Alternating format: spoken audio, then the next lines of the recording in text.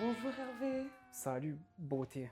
Alors Hervé, je crois savoir ce qui se passe et on vous a donné de très mauvais conseils pour me séduire là. Non, Si, personne ne m'a donné de conseils. C'est juste que je me sens plus à l'aise. d'accord, je le sens très mal. Qu'est-ce que vous avez prévu de nous préparer aujourd'hui Hervé? Ben rien, c'est plutôt à la femme, non, de préparer la cuisine, non? Mais ça va pas, non? Si, ça va très bien. Mais je disais juste que je vais aller me mettre dans le canapé, que tu vas m'apporter une bière et venir me faire une gâterie. Coquillette. Y a pas de coquillette Hervé, mais ça va pas? Mais ça va pas du tout, vous remettez ce tablier, vous m'attachez ça, ce t-shirt.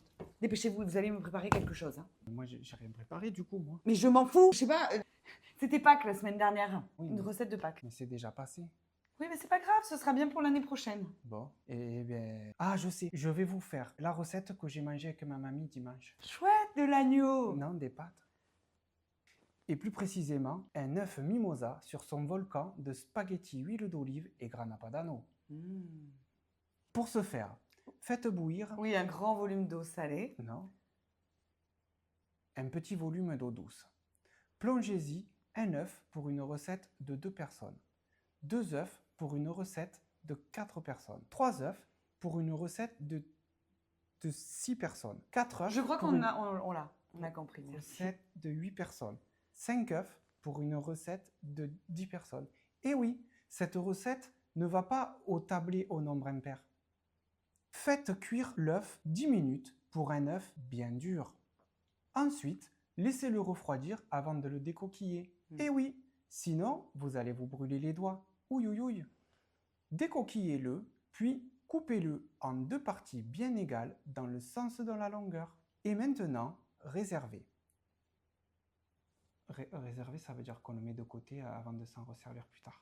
Parce que souvent on dit réserver pour une table de restaurant, ou pour réserver un cours de tennis, ou alors pour réserver une location de vacances en période estivale dans le Lavandou, ou autre. Qui sait? Chacun a bien le droit d'aller où il veut en vacances. Ensuite, faites bouillir. Un grand volume d'eau salée. Vous voulez faire la recette à ma place?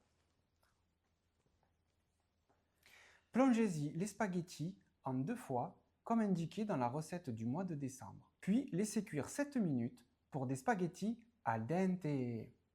Ensuite, procédez de la manière susdite qui suit. D'abord, mettez les pâtes, puis l'huile d'olive. Ornez le tout du mi-œuf précédemment coupé et précédemment réservé. Je vous ai dit ce que ça voulait dire réservé? Oui, voilà. Bon. Merci. Mais, me direz-vous, ce n'est pas un œuf mimosa que nous avons là? Allez-y, dites-le moi. Non mais vous venez de le dire. Oui, mais c'est comme ça fait plus interactif.